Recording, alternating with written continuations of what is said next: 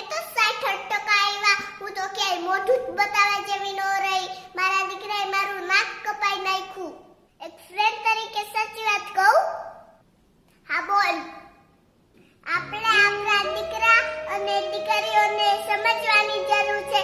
પ્રેશરના બદલે પ્રોત્સાહન આપવાની જરૂર છે. બાળક ઉપર વધુ આશા રાખીએ આપણે એના ઉપર બોજ નાખીએ છીએ.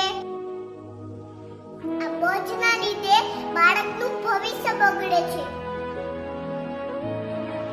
તારો દીકરો ભણવામાં બહુ હોશિયાર હતો, તેને પ્રેશર આપીને એનો વિશ્વાસ ઓછો કરી નાખ્યો.